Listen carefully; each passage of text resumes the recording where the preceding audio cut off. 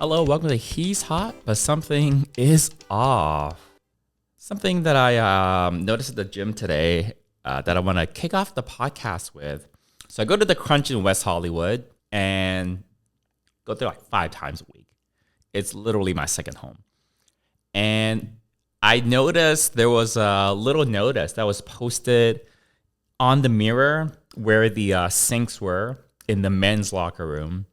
And I took a photo of it, and this is what it says. Attention members, the steam room in the men's locker room is temporarily closed. This is due to ongoing inappropriate conduct by members. So West Hollywood is gay. So it's pretty much, I think I mentioned this before, pretty much 98% of the guys that go to my gym are gay. And 98% of the population are gay men. Like, I don't see that many girls at the gym.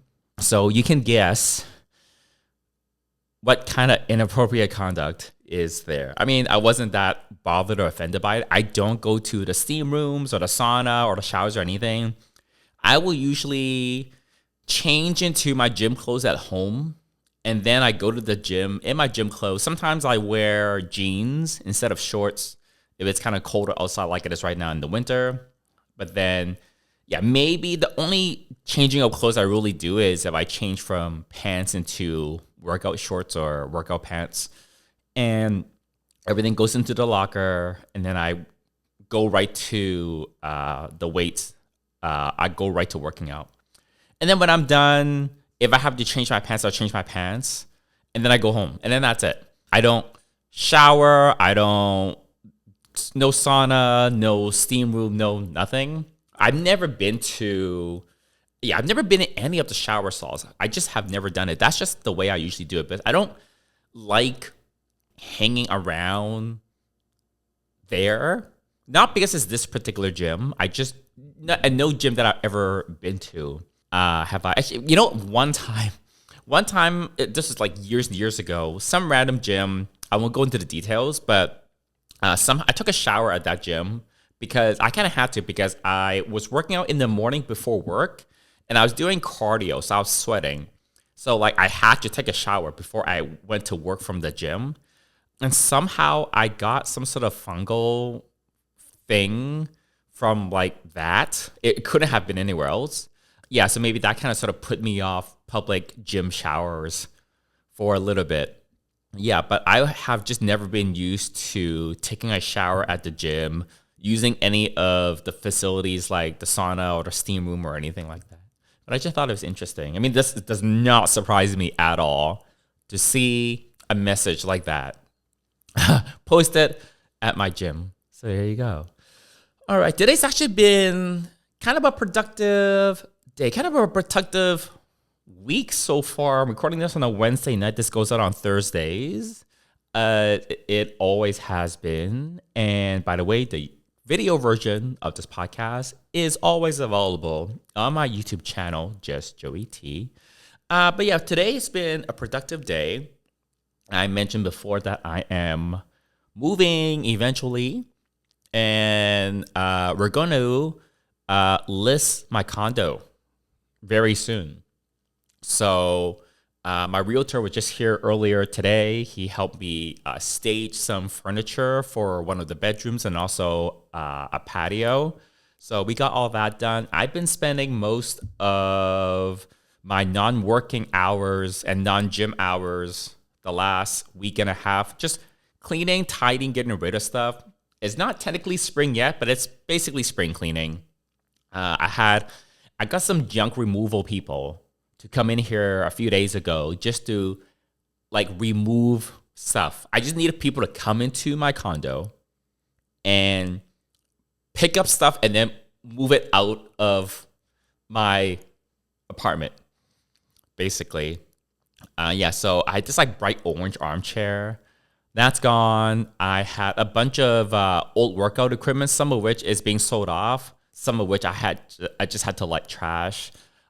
Just like little shelving units, little tables here and there. It's amazing how much small pieces of furniture you accumulate over the years when, like the longer you live in any one place.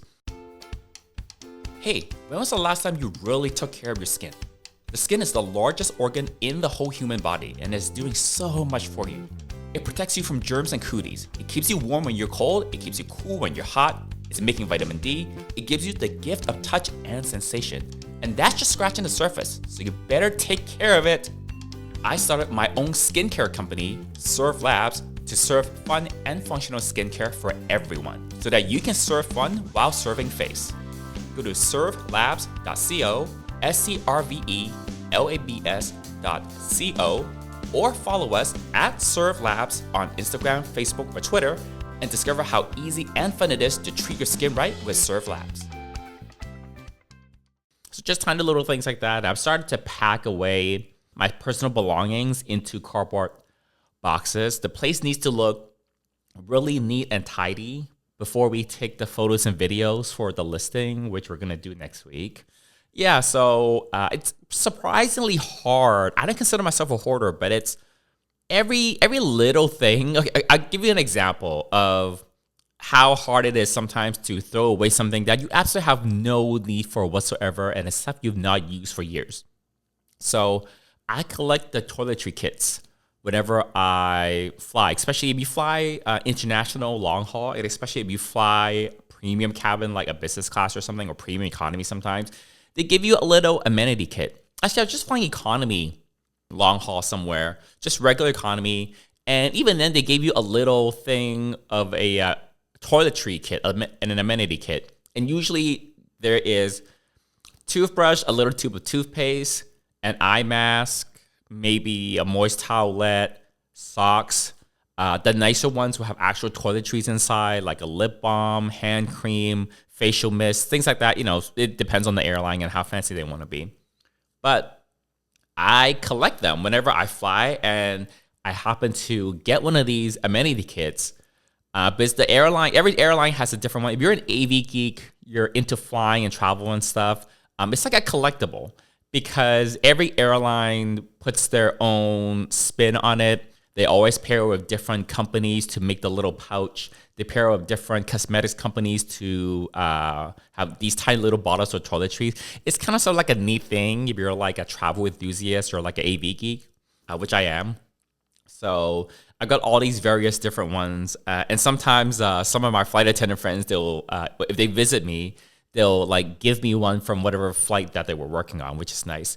And I was going through it, and I didn't count them, but I think I had about like 40-ish, 35 to 40 actual amenity kits that I kept, but I never threw any of them away. And I was going through them, and I'm thinking, okay, I can't keep all these pouches, basically. Because they all come with like a little pouch, and then there's like the stuff inside them. So I got like 35 or 40 of them when I sat down to like clean out my closet. I don't really use them. They're really neat to have. It's like a souvenir from a trip that you took. But some of the pouches I know I would never use them. Sometimes I use the little pouches as little packing cubes in my luggage for future trips that I take to pack away my chargers and cables. For example, I actually have a pouch from like a previous toiletry kit that's like a little hard-sided case. And I use one of those for my chargers and charging cables. I use another one for some of like the camera and AV stuff that I bring. If I need to bring my camera stuff, like wires for like the microphones and mounts for my GoPro and things like that. I've got another little pouch from a previous toiletry kit that I use for drugs like Advil or melatonin, just like regular over-the-counter drugs that I always have when I travel. So I kind of use them to organize some of like the small items that you frequently travel with, like charging cables and pills and things like that. So there's some value in keeping some of those, but I didn't need like 40 of them sitting in my closet. And I was debating which ones do I throw away. And I was sitting there for probably like a good 20 minutes debating which ones to throw away. Then you get to the stuff that's inside the amenity kits. So I unpacked all the amenity kits. I emptied them all out, and I had a pile of socks. But the nicer ones come with socks. Threw all those away. I'm not going to use those socks. And a bunch of them came with toothbrushes and little tubes of toothpaste. I threw away the toothbrushes, but I kept all the little tubes of toothpaste that are not expired. Because toothpaste, by the way, they do have an expiry date on them. So I kept the tubes of toothpaste that were still good, because I do use them, because I like to brush my teeth on longer flight. Because if a flight's 13, 14 hours, I got to get to the airport, like an hour or two before that. And, you're going to be eating stuff on the flight. You were sleeping on the flight. That's a long time to go without brushing your teeth. I also try to put some floss into my backpack, my carry-on as well. So it's useful to have those little tubes of toothpaste, because I do like to brush my teeth at least once at some point during the flight if it's a longer flight. And then there's a bunch of like little hand creams. I do use hand cream, so I took those off. And then there's a bunch of lip balm of various types. So it's just junk like that. It's like that took like a half hour for me to go through. And it's just like, that's just one of the things in my closet. I didn't consider myself a hoarder. I really don't. I really don't think I fit that definition. I actually don't have that much stuff. But I do want to minimize the amount of stuff I have to move. So it's kind of a nice feeling, though, when you go through spring cleaning. It's kind of, I find a bit of calm and relief from just decluttering, I guess. There's a book that's been written about this, like The Art of something. I don't know what it is. Like declutter your closet, declutter your life, or something like that. I don't know what it is, what the book is called. Yeah, but it's kind of sort of nice to like let go of stuff. So yeah, that's that. I was doing some of that this morning before my router came, with the staging furniture and everything like that. You'll notice if you're watching the video version of this podcast, I'm not in the usual place that I'm in. In last week's episode, I talked about, well, if you watch this podcast on YouTube, you notice I always had this mid-green wall, which I was about to get painted, and I did. It's all painted, and that room has bedroom furniture in it now for staging purposes for the listing. That means I can't have my podcasting setup in there. So what you're looking at is me at my dining room table, and this is just like the wall that's like behind the dining room table, and I've got some of my art here. This art, I'm tempted to throw away all my art. This is very much the philosophy with the packing and getting rid of stuff is, if I don't absolutely need it, it should probably go. I don't need art. So it's just like, it would be one less thing to pack. But like the art that you see behind me, these are actually airport codes. I've got 3 of them. I've got this blue one, and then I've got this red one. The blue one is LAX. This red one in the middle is BCN. It's for Barcelona. And then there's a green one. It's kind of off camera. The green one is Bangkok, BKK. And they actually represent kind of sort of like the 3 separate, not technically continents, but like the 3 kind of major areas, 3 major areas of the world. So I've got the Americas, and that's led by the LAX. And then Europe is under Barcelona. And then Asia is led by the BKK. And then down the side of each, I've got these small they're actually little metal plates for each place of significance that I've visited in the Americas, in Europe, and then also in Asia as well. The Asia one is kind of off camera. But yeah, so there was some thought put into the art in my dining area. This is pretty much, I have this art. And then I've got above my couch in my living room, which you can't see on camera, because I'm into Formula One racing, I got these little pictures, like 8.5 by 11 letter size, little printouts of various famous Formula One racetracks that Formula One has raced at that are significant. So I've got 8 of those, and they're just like in a line, just spread hung up in a line above the couch. And then I have 3 like actual paintings that I don't know who painted it, but I bought them online somewhere, of that are like Formula One themed. I had 3 of those, and they originally were for this one hallway that led to the bedrooms in my condo. And I had to had some work done on that wall because the electrical panel was there, and I had to have that wall painted as well. So I actually took them down like ages ago, and I just never put that art back up. So those three paintings were sitting on the floor in my bedroom, just leaned up against the wall, but I had just put them yesterday back into the closet. Yeah, but like the art, yeah, it's just, I want to make this move as easy as possible. But I'm also very excited about the move. I think I know where I'm moving, but I feel like I'm so non-committal that people keep asking me, oh, so you are moving to like city X. Like the people I've talked to kind of know where I'm, like the one city that I'll probably move to. So they're like, oh, you're moving to this place. And I still can't, my response still isn't yes when they ask that. Sometimes I like to say, yeah, it's like 95% is probably where that is. But then I always make it a point somehow to bring up that, well, technically I can move anywhere. So even somehow I don't want to say it out loud that, yes, I will be moving to this place.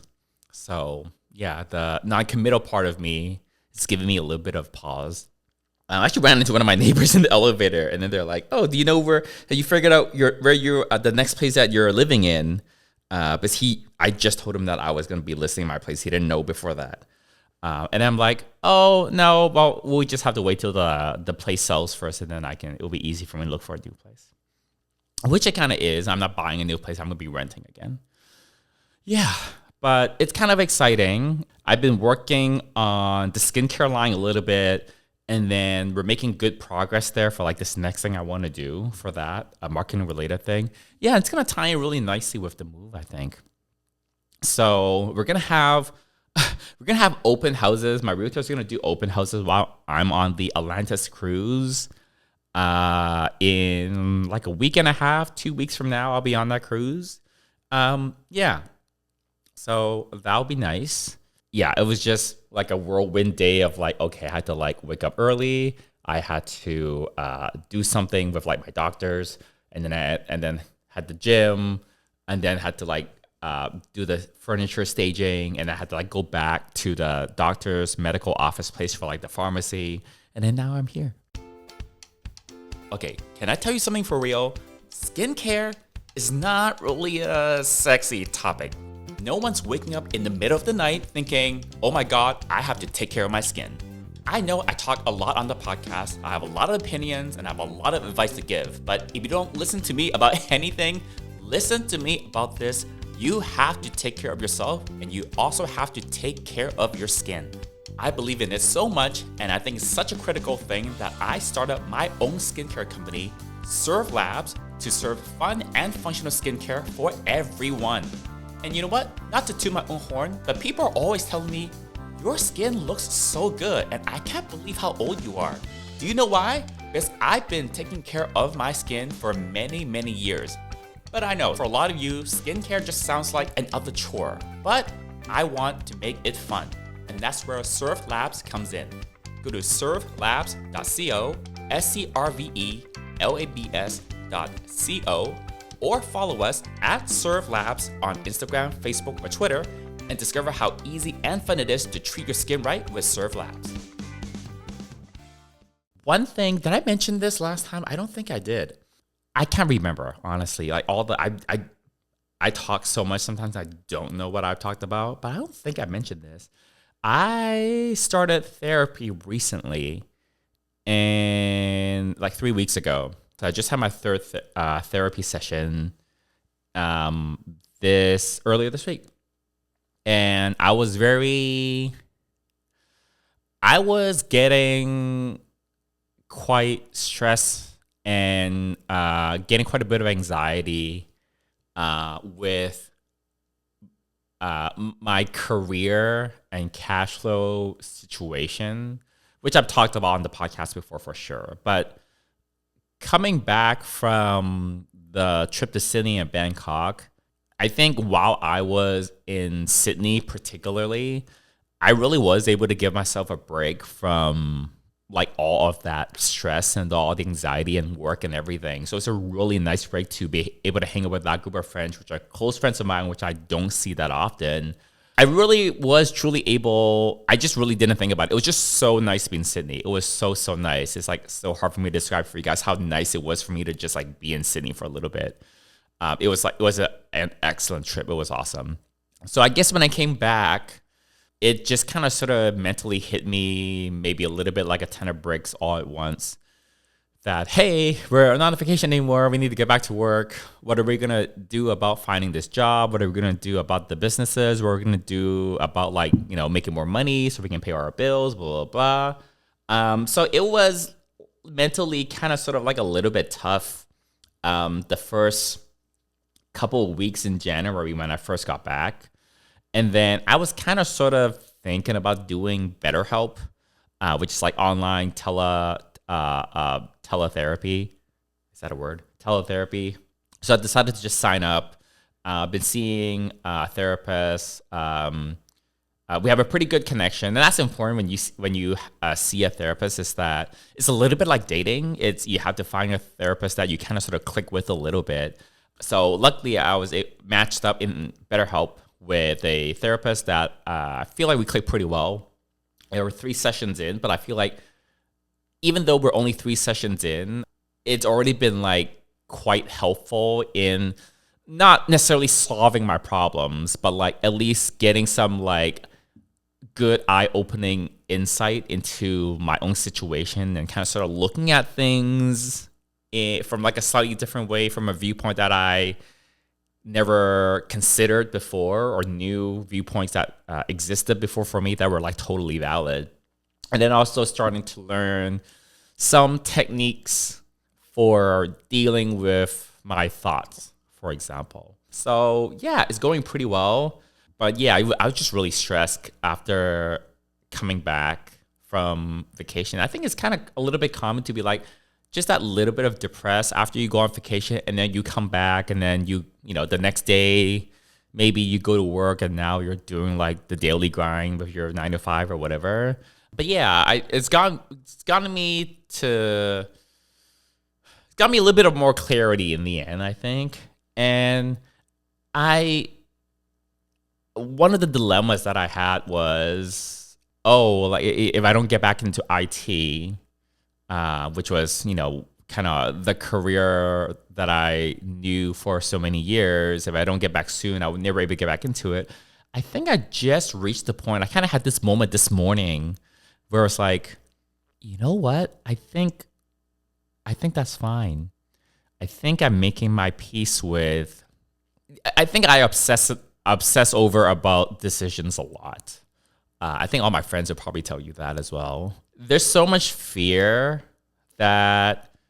Not like the fear, like you see like a cockroach pop out of nowhere, like that kind of fear. But it's the type of fear that is more like subliminal, if that is a good way to describe it. Whereas there's this like undercurrent of fear to all these decisions and options that I have, that is kind of sort of like paralysis, where like there's so many choices and I don't know which one is the right one, and I'm always trying to make the perfect decision. And I always want to have the outcome be like a certain outcome. It's hard for me to, try something new if I don't know how it's gonna turn out, But I think I'm getting closer to the point where, you know what, let's just do my own thing and not fear and worry so much about, if I don't get back into IT now, then I'm never going to get back into it. Because that's kind of, it's not the best narrative to have. There's no evidence to support that train of thought. It's maybe not healthy for me to play the odds in my head like that over and over again. And yeah, I think to borrow a term that my therapist uses, I'm kind of kicking the can down the road. It's like I'm not making any decisions about my if I want to have a job, I should just go get a job. But I've been kind of stuck in this state with my businesses, quote unquote, and my career break, if you will, air quotes again, for like 2 years now. And at least if the therapy is kind of helping me understand that it's I'm I'm able to not make this decision. I somehow have the luxury, have the resources to not make this decision now. There's no urgency to it, and therefore I'm metaphorically, that was a tongue twister, metaphorically kicking the can down the road by like not really making this decision, and we're just kind of sort of like keep on keeping on. It's like, okay, we still have money. We can still just kind of continue the current status quo for like however long, which was not a point of view I had before of my situation. I thought I was trying really hard in my head to make a decision, but then obviously, objectively, nothing has changed. Yeah, but I think I'm coming more to terms of I don't believe in fate, but it's like also at the same time, let's not force something in. Let's not fear that, let's not fear what I may or may not have. I don't want to be I don't want to be in this paralysis that much longer. So I think, yeah, I'm still doing OnlyFans and I do enjoy doing it, but that's not going to last forever. And the skincare thing, we're making some good progress there. I don't fully know how to run a skincare business, but the nice thing right now is I'm looking to outsource the marketing, which feels good. It feels good to have people, experts, professionals take care of a major part of that business. And I've made my peace and come to the terms that, just because I'm not doing the marketing myself doesn't mean that I'm lazy, doesn't mean that it's, the point is for me as the business owner to make the business successful, not for me to do everything myself. So wrap my head around that already. So that's why the marketing is going to go out to marketing experts, a marketing firm, a marketing agency, and it'll be an investment. The money will be an investment, but you have to invest in the business. And I think I do want to be a gay cruise travel agent. I think I'm going to do it. Yeah, and I think if we're not going to do IT right now, we just won't do IT. And I'm not going to worry about, but if you don't get back into it now, tech moves so quickly that it's going to be so much harder for you to ever get back in there. Like, I just have to kick that. That's just fear, and I just have to kick the fear out of my head. I feel like I've been beating myself up over that uselessly for way too many months. I think I'm going to be a gay cruise travel agent. Who would like to go on a gay cruise, and please use me for your services? Yeah, this is why I need this. I think I do need the therapy. Yeah, but it's been helpful. I've only had 3 sessions, but it's already been quite helpful in, not that a therapist will solve your problems. I understand that. You also have to put in the work, but I'm really eager to learn ways and methods and tools to better handle challenges that I have, especially mental challenges and big decisions in my life. And I think so far it's been helping. You know what actually was a key moment yesterday morning that kind of made me decide, maybe like the IT thing, we should just let it go, really. Some random company messaged me on LinkedIn, and a recruiter from a random tech company that's based in like the LA area with a possible job opening that is kind of sort of what I'm looking for. The pay wasn't the best, but it's like, hey, it was like decent. The market is a little different than like, in the 2010s. Decent-ish pay, not the best. Like a tech startup, which is what I'm familiar with. Seemed to be a good company. Seemed to be a type of position, a job that I want. They're based in LA, and not that many tech companies are based in like the LA area, honestly. A lot of them are in like Silicon Valley, for example. And it's a hybrid/remote, which is good. And even though a lot of those attributes of the job are kind of sort of the type of IT jobs I was looking for, smaller tech company, more tech forward, remote or hybrid, ideally located in LA because I live here now, blah, blah, blah. And they just want to have like a 15-minute like informal chat, which is like always great, right? Like something informal with a recruiter usually doesn't hurt you anything. But I was looking at it, I was like, this is the kind of sort of the type of jobs I've been applying to and not getting replies to. But now that a recruiter is like wanting to talk to me about the type of job I've been looking for and applying for months, I'm not interested. Like, I don't want to do it. It was weird because why would I not want to talk to a recruiter about the type of job that I've been looking for and applying for several months, for the type of company I want to be working for something that is a remote/hybrid, which I'm looking for a company that's based in LA, which is great because I live here already. And it was like something in me is just like, no. Not because I'm lazy or like I'm whatever. It just didn't add up somehow that I was not enthusiastic about this. And then I think that was a bit of a aha moment where like, you didn't choose to end your IT career, but maybe this is just the next chapter. It's not a bad thing that I'm no longer in IT. I've just never changed careers before. So let's just go do something I like to do and not feel guilty about it. Because I've been feeling guilt about doing something I like versus just having a steady income, which is like my upbringing. And we've dissected that to bits and pieces over previous episodes of the podcast at random times. Yeah.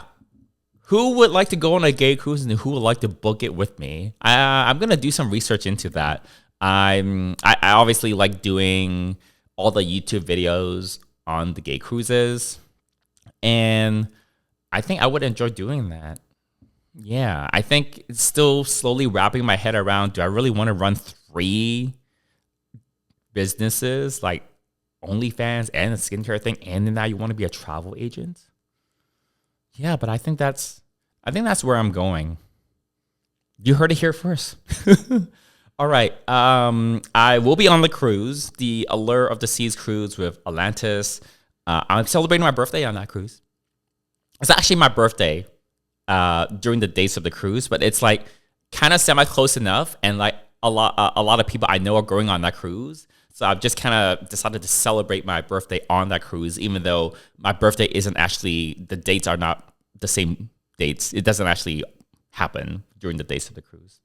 Yeah, but there you go. By the way, I have a Patreon. If you would love more exclusive content, I do a extra podcast episode called Uncut every week. Just for my Patreon subscribers, I do travel vlogs every time I travel.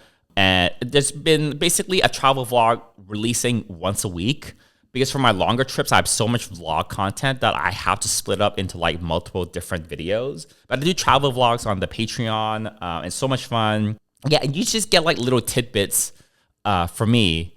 For example, I'm shopping for some cologne right now. So I just randomly posted onto my Patreon like that I'm shopping for some cologne and like this is how I'm doing it. And there's actually a subscriber that's like into like cologne and all that kind of stuff. So he gave me some like really great feedback. Yeah, so it's actually like building a tiny little community there. So like it's really, really awesome. Even if you are not sure you want to pay some money for my Patreon, you can still go to my Patreon. It's linked on my YouTube and Instagram and everywhere. Even if you don't pay money, you can actually browse and get an idea. You get a preview of the type of content that I post on there for people who do subscribe. And I think you can get like 1-minute previews of the uncut subscribers only podcast episodes there as well. So go check it out. I think it's a really fun. I'm really enjoying doing the Patreon. I have so much fun just posting random stuff in there. It's kind of sort of like how people use Twitter, but I just never warmed up to Twitter for that. I know Kian has a Twitter, but that's like a very different type of content that Kian posts. But I'm using my Patreon the way normal people would use Threads or Twitter or Blue Sky or whatever. Just like, you know, I don't post on it like every 5 minutes or whatever. But like when I have random thoughts and stuff, random things that I'm doing, random videos, random vlogs, they all go onto the Patreon. So yeah, it's really fun. And for the top tier people, I'm really plugging this by the way, top tier people, we just ran our first live stream for my top tier subscribers. It was so cool to just like interact in real time with them, and that's gonna be a monthly thing. Yeah, so if you are if you're interested, that Patreon is right there. I'm gonna love for you to support me. Right, enough plugging already. I know I put the skincare ads for my skincare line. Hey, it's my podcast. I'm gonna plug everything that I want to plug. I love plugging stuff. I have to plug stuff. I need to make money. All right. Until next time. Bye, y'all.